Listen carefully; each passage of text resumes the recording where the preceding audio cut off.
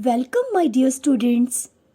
Myself, Geeta Kadam, and today we are going to learn about Standard 8 Civics, chapter number 3, the Union Executive.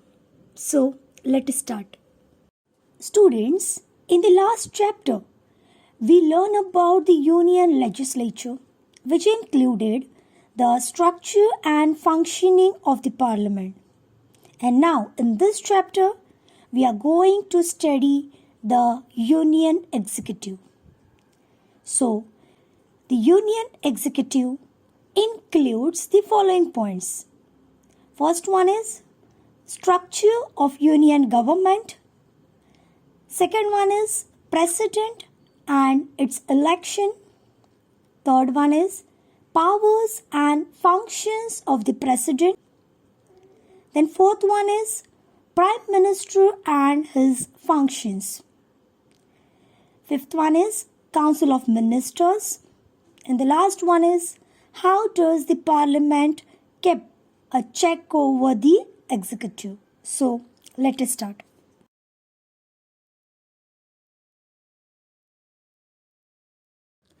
Let us start with the first point, structure of the Union government. See students, the Union government means central government. And the Union government is made up of the following constituents. President as in supreme or top level, and under it the two bodies, the two branches, they were legislature and executive. And as you know that legislature includes Parliament, Lok Sabha and Rajya Sabha. And executive includes Prime Minister and Council of Ministers. See students, you know that the legislature, executive and judiciary, these three organs of the state, and they all work for the welfare of the people. And in the parliamentary system, the executive is a part of the legislature and is responsible to the legislature. When we learn about the executive, it is important for us to understand who are included in executive. See students, when we have to learn about the executive, who are included in executive, what are the constitutional provisions relating to the executive, and what is the process of policy making for public welfare regarding the executive branch. To learn all these things, it's important when we have to learn about the Union Executive. So, India's Union Executive comprises or includes the President, Prime Minister and Council of Ministers. Now, we have to see each one of this body in detail. So, start with the President. Now, let us see about the President of India. According to the provisions in the Constitution of our India, the President is the supreme head of the state. And the office of the President means the place of the President has the highest honor and prestige, and it represents the Republic of our India. Now, all executive powers of the state are vested in the President by the Constitution. The government carries out its functions in the name of President. However, in reality, the Prime Minister and the Council of Ministers run the government. See students, as per the Constitution, the government carries out its function with the name of President. But actually, Prime Minister and the Council of Ministers, they run the government. And therefore, here the President is the nominal head. And we call it constitutional head. Whereas the Prime Minister is the executive head.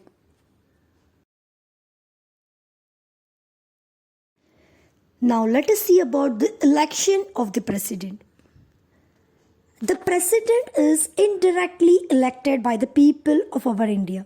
See students, the common people means we. We do not vote in the election of the president. It means the president elected indirectly by Indian peoples. But he is elected directly by the representatives of the central and state legislature.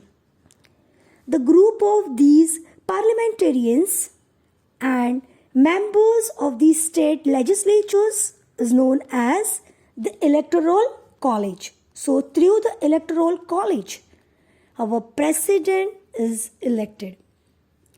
Now, the tenure of the president is for 5 years.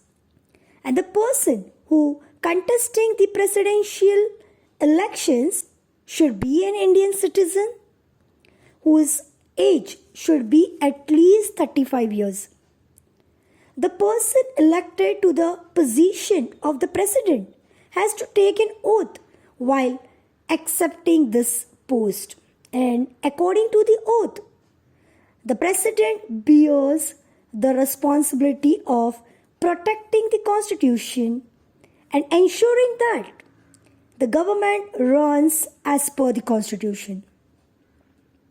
Now the president governs in accordance with the advice given by the Prime Minister and the Council of Ministers. See students, we saw the eligibility, the tenure and the functions of president. The responsibility of protecting the constitution is shouldered by the president. But if any act of president which violates the constitution, then parliament has the authority to remove the president. And this process is known as the process of impeachment. See students, impeachment is the process to remove the president of our India from his office before his term expires. Now, how is going on? Here in this process, any one house can lay the charge of violation of the constitution, and the investigation of the charge is carried out by the other house. And the resolution has to be passed by special 2/3 majority of both the houses of parliament. Means 2/3 majority is required to pass the resolution in the house. Now students, let us see about the powers and functions of the president. The constitution has entrusted several powers and functions to the president. You can see the different powers which president get in our slide. So let us discuss about it. The first power of president is president summon the meeting of parliament, prorogues the session of parliament, and for that sends messages to both houses, dissolve the parliament after the tenure is over or before the tenure gets over. So this power was known as legislature power. Then the bill passed by the Lok Sabha and Rajya Sabha must be signed by the president. So without his signature, the bill cannot become a law. So this power of president, it's also known as legislature power. Then third one is president appoints the prime minister and other ministers on the recommendation of prime minister. And this power of president was known as appointment power, or we call it executive power. Then the president appoints the judges of Supreme Court and High Courts. The president also appoints the governors of states, chief election commissioner, and other important officers. So, this power of president was known as judicial power, or we call it appointment powers. Then the next one is the president is commander-in-chief of armed forces. Decisions regarding war, peace are made by the president. So this power of president were known as military power. Then the next one is president has some judicial power too. For example, the president has the power to reduce the punishment, grant or respite or commute a sentence of a person, or in special circumstances grant pardons or reprieves on humanitarian grounds. And the last one is emergency power. President has a power to declare emergency in case of crisis situation arising in the country. There are three kinds of emergencies mentioned in the Constitution. One is national emergency, second one is state emergency, and third one is financial emergency. So these all about the powers and functions of president. But in the absence of the president, his functions are carried out by vice president. And the vice president is also elected by the members of both houses. So students, we saw about president, its power and function. Now we move to the prime minister. Now students, let us see about prime minister and council of ministers. As we saw, the president is the constitutional head. However, in reality, his powers are nominal, and the prime minister, along with his council of ministers, is responsible for the administration. We will now see the role and functions of prime minister. How the prime minister select? The party which attained a majority in the seats in the elections, which nominated their leader as the prime minister. And the council of ministers is then formed of trustworthy colleagues from within the party. The prime minister and the council of ministers must be members of the parliament. In case they are not the members of the parliament, they are required to get elected to the parliament within 6th month of their appointment. And the government in reality is run by the prime minister and the council of ministers. This means that the real executive powers are vested in the prime minister and the council of ministers. Now let us see about the functions of the prime minister. The foremost task of the prime minister is to form his council of ministers. And while doing this, the prime minister gives priority to the trustworthy colleagues while considering their administrative experience, governance skill, efficiency and technical expertise. On that basis, prime minister select his ministry. Now, after deciding upon the members of the Council of Ministers, the Prime Minister allocates portfolios to them. Means, Prime Minister distribute the different department to the different ministers. And the Prime Minister leads the Council of Ministers. So, the Prime Minister chairs all the meetings of Council of Ministers. Then, after allocation of portfolios, the Prime Minister has to maintain coordination in the working of various departments, then facilitate cooperation among the departments, supervise the working of these departments in order to maintain efficiency and efficacy, etc.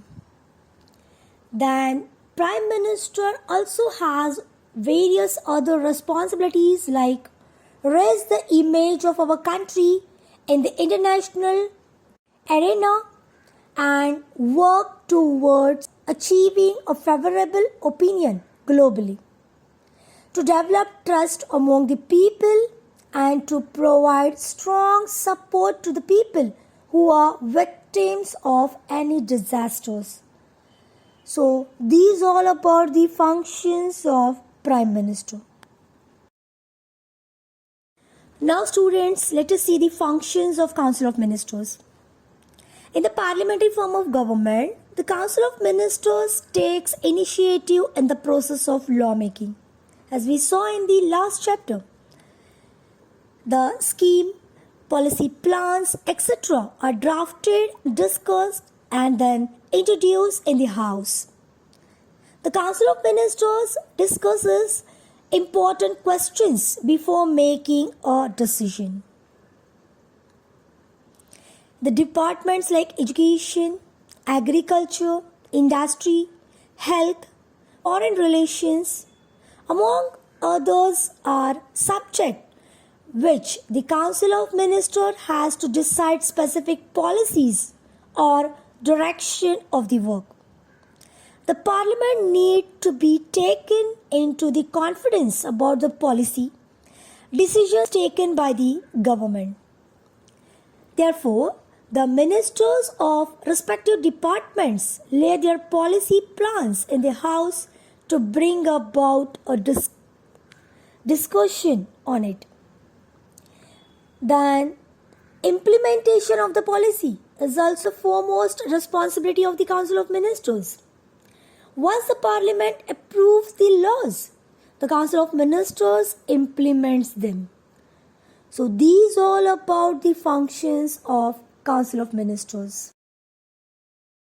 Now students, lastly, we want to see how does the Parliament keep a check over the executive.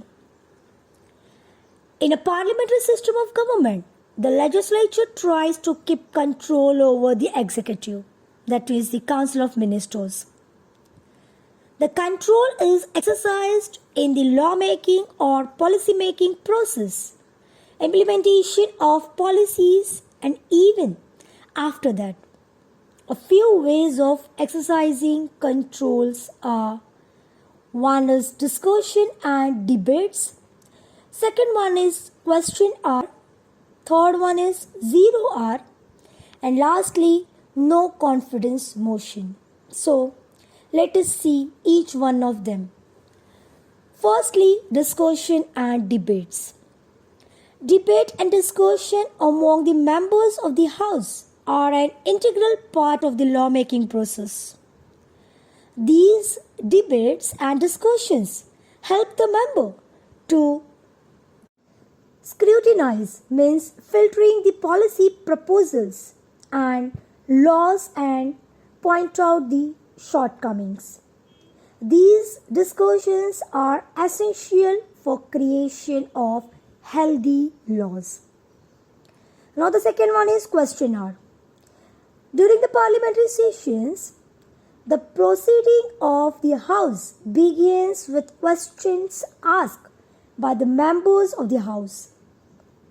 The concerned ministers are supposed to give satisfactory answer to these questions.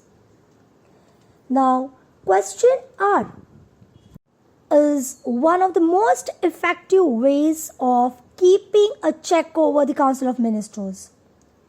During the question hour, the members criticize the government and ask questions on various issues. Sometimes when a member is not satisfied with the answer of the minister, argument takes place.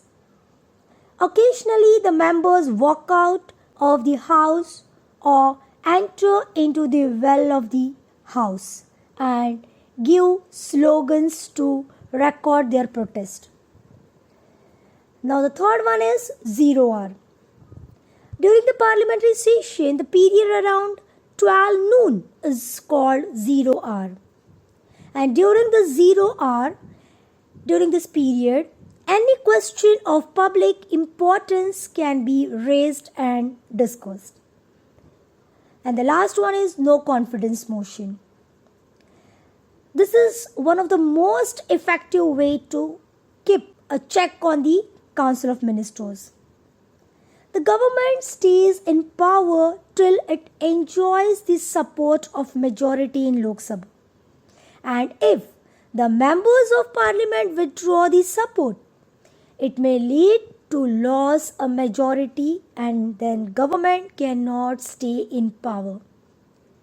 So the members of the House can move a no confidence motion by simply exercising "We do not have confidence in the government." If the motion is passed with the majority support, then the Council of Ministers has to resign.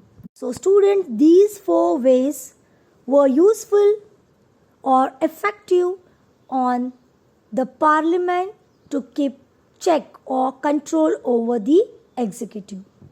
Students, we saw about the union executive. We saw union executive comprises president, prime minister and council of ministers. We saw them in detail. Now, let us move through the exercise. Question number 1. Write the following concepts in your own words. First one is impeachment procedure. The answer includes the point. First one is the responsibility of protecting constitution is shouldered by the president. Second one is if any act of president violates the constitution, the parliament has the authority to remove him. And this process known as process of impeachment. Third point is the procedure of impeachments are include any one of the house can lays the charge of violation of the constitution, and the investigation of the charge is carried out by the other house. Fourth point, if the resolution is passed by special 2/3 majority of both the houses, the president can remove from the post. Now the second question is no confidence motion. In the parliamentary system of government, the legislature tries to keep control over the executive. It's the first point. Second one is the executive stays in power till it's enjoy the support of majority in Lok Sabha. Third point is the member of Lok Sabha can move a no confidence motion by simply expressing "We do not have confidence in the government." Fourth point is if the motion is passed with majority support, the Council of Ministers has to resign.